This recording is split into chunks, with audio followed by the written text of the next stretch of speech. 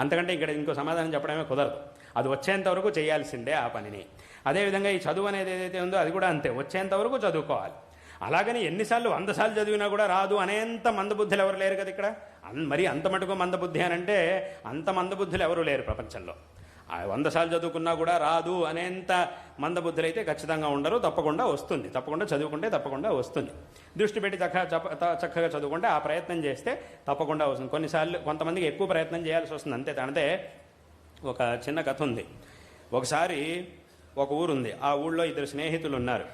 వాళ్ళిద్దరూ పక్కపక్కనే వాళ్ళకే పెద్ద ఏదో అక్కడక్కడ చిన్న చిన్న పనులు చేసుకొని దానివల్ల ఎంత డబ్బు వస్తే దాంతో ఏదో ఉన్న దాంట్లో పెద్ద ధనవంతులేం కాదు, ఏమీ లేదు, ఉన్నదానికి కొన్నిసార్లు ఉన్నదానికే సరిపోదు అటువంటి పరిస్థితి.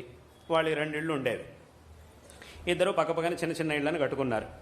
ఒకసారి ఏమైంది అంటే ఉన్నట్టుండి ఎవరో ఒక మహాయోగి ఆయన ఆ ఊళ్ళోంచి అలా వెళ్తున్నాడు, వీళ్ళ ఇంటి ముందు నుంచి అలా వెళ్తున్నాడు.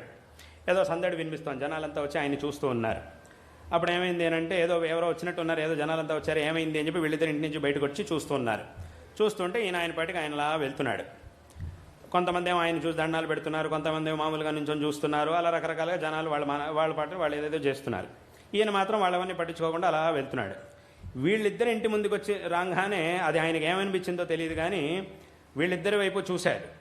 చూసి ఏమన్నాడు అనంటే, మీ ఇద్దరు కట్టుకున్న చిన్న ఇళ్ళు ఏవైతే ఉన్నాయో వీట్ల కింద పెద్ద నిధి ఉంది. ఇంత పెద్ద నిధి ఉన్నప్పుడు ఎందుకు మీరిద్దరు ఇంత దారిద్ర్యంలో జీవిస్తున్నారు? ఆ నిధిని తీసుకుంటే మీరు చక్కగా సుఖంగా ఉండగలుగుతారు, ఆ పని చేయండి అని చెప్పేసి వెళ్ళిపోయాడు. చెప్పేసి ఇంకేం మాట్లాడకుండా ఇంత మాత్రం చెప్పేశాడు, వెళ్ళిపోయాడు. వెళ్ళంగానే వీళ్ళిద్దరు ఆలోచనలో పడ్డారు. పెద్ద నిధి ఉందంటే ఎవరొద్దంటారు? కాబట్టి వీళ్ళిద్దరు కూడా చాలా ఆనందపడ్డారు, చాలా ఆలోచించారు. కానీ ఏమిటి ఇలా చెప్పాడు, నిజంగా అలా నిధి ఉందా లేదా? ఇప్పుడు ఈ నిధి కోసం ఇంటిని పడగొట్టాలి, చివరిగా దొరకలేదు అంటే ఉన్న ఇల్లు కూడా పోతుంది, ఇప్పుడు ఏం చేయాలి అని వీళ్ళిద్దరూ చాలా సందేహంలో పడ్డారు. ఏం చేయాలి నిజంగా ఈయన నమ్మచ్చా? ఈయన ఏమైనా పిచ్చివాడా, లేదంటే నిజంగానే చెప్తున్నాడా, నిజంగానే తెలిసినవాడా, పిచ్చివాడా, ఏమిటి ఇప్పుడు నమ్మాలా వద్దా అని చాలా ఆలోచనలో పడ్డారు. చాలామందిని అడిగారు, ఇప్పుడు ఏం చేయమంటారు మమ్మల్ని? అప్పుడు చాలామంది ఏం చెప్పారు అనంటే, లేదు ఆయన మాటలను అలా ఊరికే తీసేయడానికి వీల్లేదు, ఆయన చాలా గొప్పవాడు, ఆయన పెద్ద జ్ఞాని, నిజంగా ఏదైనా చెప్పాడంటే తప్పకుండా జరుగుతుంది, కాబట్టి మీరు అక్కడ తవ్వి చూస్తే మీకు నిధి దొరుకుతుంది అని చెప్పారు.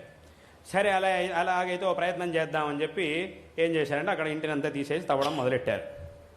ఇద్దరూ కలిసి తవ్వడం మొదలెడుతున్నారు. వాడి ఇంటి దగ్గర వాడు, వీళ్ళ ఇంటి కింద వీడు.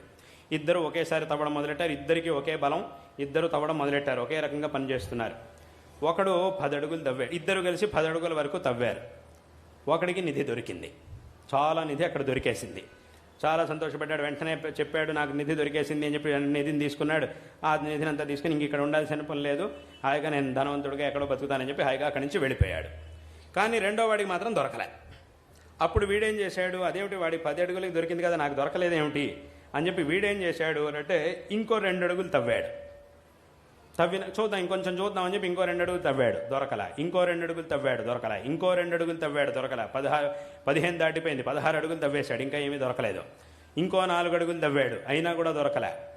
10 అడుగుల కంటే ఎక్కువ ఇంకో రెట్టిమా 20 అడుగులు తవ్వాడు, అయినా కూడా ఏమీ దొరకలేదు. 22 అడుగులు తవ్వాడు, అయినా కూడా వాడికి ఏమీ దొరకలేదు.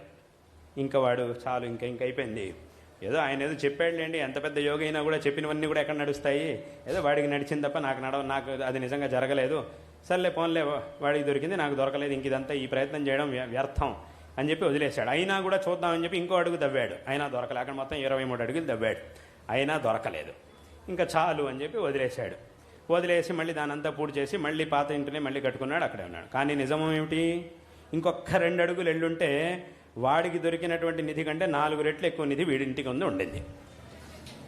దానికంటే కూడా నిజంగా 4 రెట్లు ఇక్కడ ఉండింది. కాబట్టి వీడు ఎక్కువ తవ్వినందుకు వీడి శ్రమ ఎక్కడా వృధా పోవట్లేదు, ఇంకా ఎక్కువ నిధే వాడికి దొరికేటటువంటి అవకాశం ఉండింది. కానీ అది ఎందుకు దొరకలేదు వీడికి అంటే వీడి ప్రయత్నాన్ని మానుకోవడం వల్ల అది ఆగిపోయింది. ఆ ప్రయత్నాన్ని మానుకోవడం వల్ల వీడికి ఫలితము దొరకలేదు, మళ్ళీ జీవితం మొత్తం దారిద్ర్యంలోనే జీవించాల్సి వచ్చింది. అంటే అక్కడికి ఏమైంది, ఈ ప్రయత్నానికి అంత బలం అనేది, ప్రయత్నాన్ని తప్పకుండా మనం చెయ్యాలి ఫలం దొరికేంత వరకు. అంటే సరైనటువంటి మార్గంలో, ఏ మార్గంలో వెళితే నాకు ఫలం దొరుకుతుంది అనే విషయాన్ని మొట్టమొదట ప్రామాణికులైనటువంటి వ్యక్తి నుంచి స్పష్టంగా నిర్ణయించుకొని ఆ తర్వాత మనం దాంట్లో దిగాము అనంటే ఫలం దొరికేంత వరకు ప్రయత్నం చేయాల్సిందే, చేస్తూనే ఉండాలి. ముందు సరైనటువంటి మార్గాన్ని నిర్ధారించుకోవాలి మొట్టమొదట. అలాగని ఏది పెడితే దాంట్లో అనవసరంగా ప్రయత్నాలు చేయకూడదు. సరైనటువంటి మార్గం ఏది అనేదాన్ని పెద్దల నుంచి నిర్దేశం తీసుకొని నిర్ణయం చేసుకొని ముందు దాంట్లోకి దిగాలి. ఆ తర్వాత ఫలం దొరికేంత వరకు ప్రయత్నించాలి. కాబట్టి చదువుకోవాలి, ఎంత చదువుకున్నా రావట్లేదు అంటే దాని అర్థం ఏమిటి? చదువుకుంటే తప్పకుండా రానే వస్తుంది. కాబట్టి అప్పుడు ఏం చేయాలంటే వచ్చేంత వరకు చదువుకోవాలి. ఇలా వచ్చేంత వరకు చక్కగా చదువుకొని చక్కగా అందరూ కూడా గొప్పవాళ్ళు అవ్వాలి. అందరికీ కూడా జీవితం అనేది తప్పకుండా ఒక మంచి అవకాశాన్ని ఇస్తుంది. కాబట్టి అందరూ కూడా ఈ ప్రయత్నాన్ని చక్కగా చెయ్యాలి. పెద్దవాళ్ళు, తల్లిదండ్రులు, విశేషంగా తల్లిదండ్రుల విషయంలో చాలా శ్రద్ధాభక్తులతో ఉండాలి, చాలా గౌరవంతో ఉండాలి అందరూ కూడా.